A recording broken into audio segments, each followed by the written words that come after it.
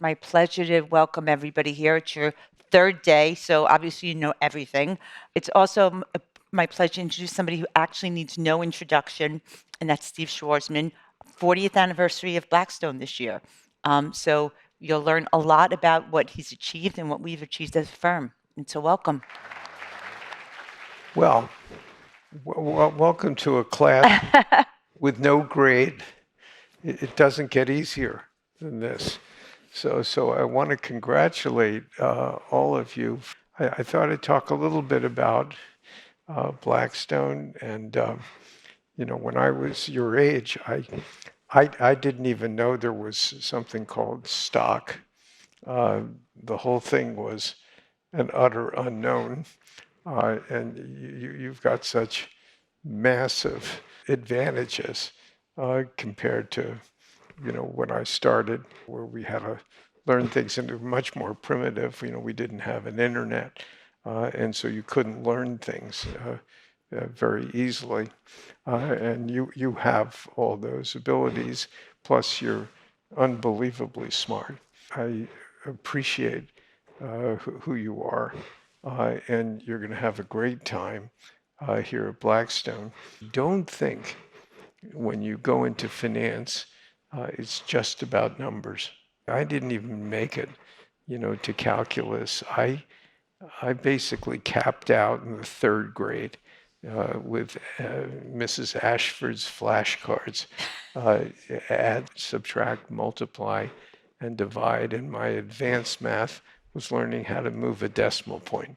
So I look like I'm, sort of quite functional, but, trigonometry was, I'm still wondering about isosceles, sort of triangles, and why did they want me to know that stuff? And my brothers say to me, Steve, it's like a joke. How did you become so successful? Your math skills are really very primitive. I said, because finance is not about math, right? All these models and that kind of stuff that has precision are based on assumptions. To figure out what the right assumptions are is the whole game.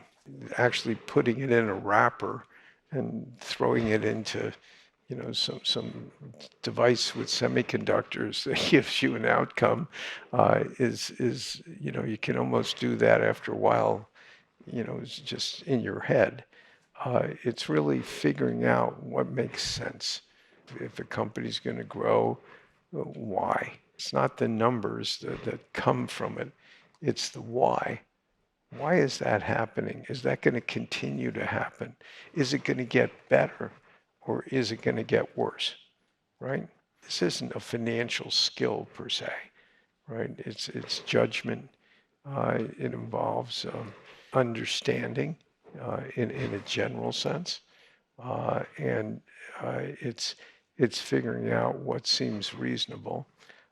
And finance has a lot to do with assessing people. That's one reason why I love it, because I meet new people all the time, whether we're thinking about buying a company or, when we're trying to sell something to somebody, what are they thinking? Is there an overlap between what I want them to do and what might motivate them? And so this is like I guess they call this EQ. Worked briefly at a firm called Donaldson, Lufkin and Generette. They were in the securities business. I had an experience that was just the opposite of yours. I somehow managed to convince the guy who was the founding partner to hire me. Unfortunately, I didn't know anything. And the definition of knowing nothing is I didn't really know there was stock, bonds. I never had an economics course. I never, of course, had an accounting course. And they hired me and gave me an office, and I had a secretary. And unfortunately, one day, somebody actually gave me an assignment. And he gave me like a little book that was called an annual report. And you know, what did I know? It could have been like freshman English. I opened it up, I started reading, and it was going okay until I got towards the back, and they had all these numbers. I'd never seen a balance sheet. I didn't know there was a concept of a balance sheet. And I remember like looking at this and saying, why do they have so many pages? Why do they then have like really small print, which were the footnotes, which went on for lots of pages? So I somehow managed to survive for 7 months at this place. I've never used that much deodorant in my life. It was just complete abject fear every day when I came into work. And I said, as a 21-year-old, if I ever get in an important position someplace where I control other people in finance, the one thing that's going to happen to them is they are going to be trained. I never want anybody to feel insecure in a work environment, either interpersonally insecure or content-wise insecure. So one of the things we've done at Blackstone is make sure that if you ever were here for real, as opposed to just having like a great summer, you will be successful. You will be prepared. It will be easy to be successful because we will make it easy. All you have to do is be you. So if you can get in the door, which you somehow magically have done, you will do great because we know how to teach you. You know how to learn, and we have nice people. We only have nice people at the firm because my experience in finance is I was surrounded often by not nice people or not polite people and things like that.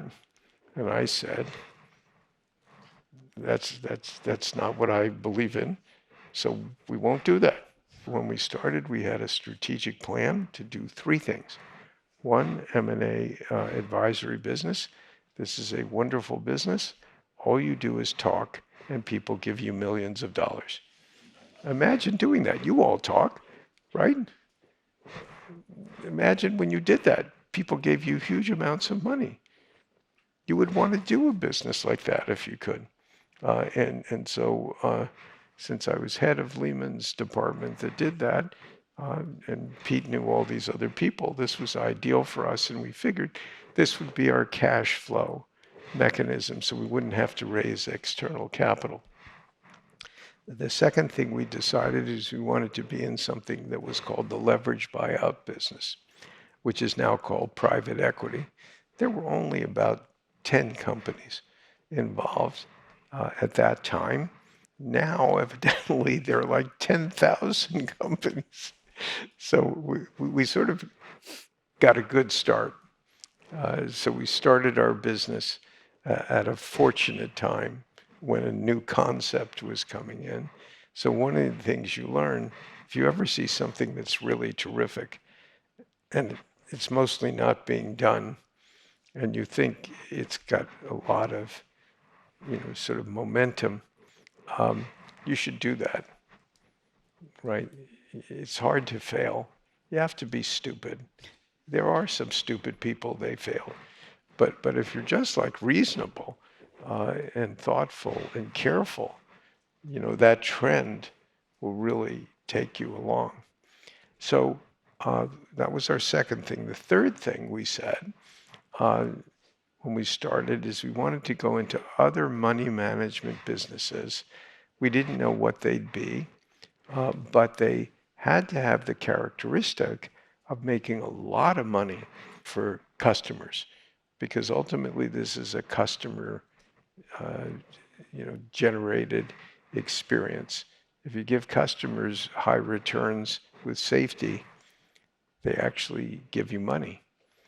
And the higher the return with safety, ironically, the more money they give you. So without being financially trained, if you start with 400,000 and you end up with 240 billion, you actually don't need a calculator. All you need to know is that's amazing. Okay? So that's sort of what we've done in 40 years. And now we're the largest private equity group in the world. And we raised our first time fund. I had never made an investment. Never be intimidated by things you haven't done if they all seem logical and reasonable, and you can understand the logic and reason. And we've expanded from just New York, and we opened a few other offices in the United States, and it's hard for you to imagine this, but it's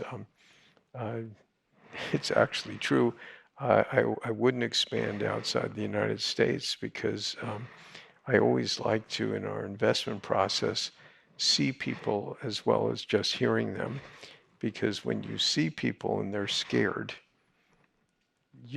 that's not a good sign when you're discussing an investment. They're very cautious, they're tentative.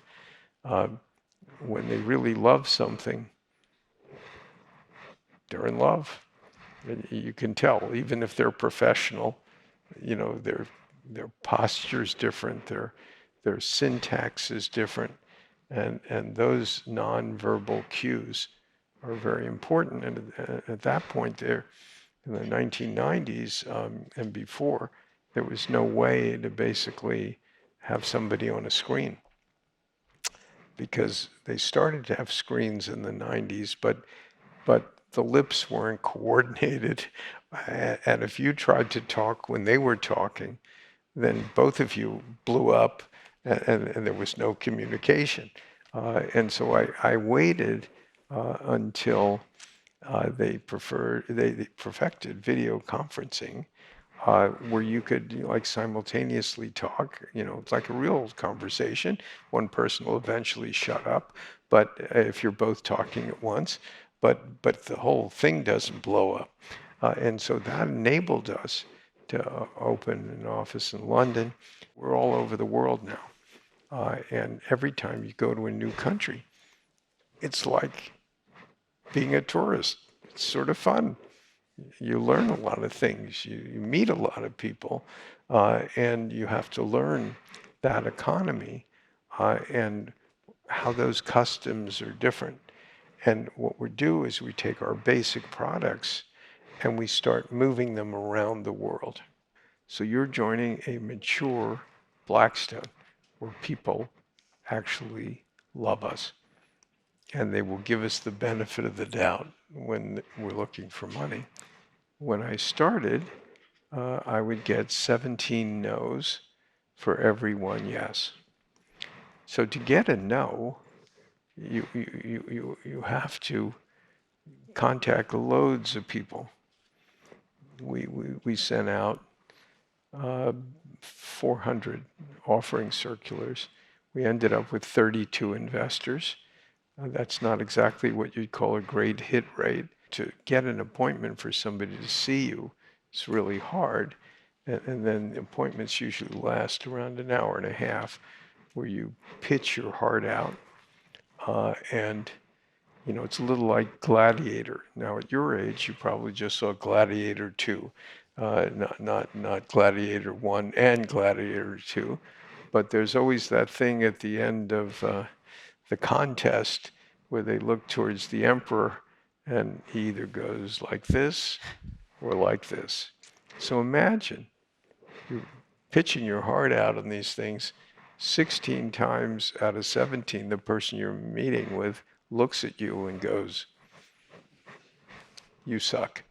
I mean, it's really humbling and difficult, but you have to have like the will to really win, and you're in survival mode. If you don't raise the money, you don't have a company. It's like really simple. Plus, you failed. in public. Everybody knows you're trying to raise this money. So, we've done really well in those two businesses. What advice would you give your younger self? My younger self, don't put yourself under as much pressure as I was under. I mean, I went for max everything. And, so I've absorbed a lot of self-created stress. And I still do it, but now my nerve endings are burned off. So it doesn't bother me at all. But, when you try and do what I was doing, you're taking on the world. You're doing something nobody's ever done. You're doing in headlights. And so if you fail, it's on Netflix or something. So, I did that to myself. I didn't want my children to do that because you have to be a certain kind of person to do whatever my journey has been. And I didn't want my children to have that level of, desperation every day and fear of failure because the fear was realistic.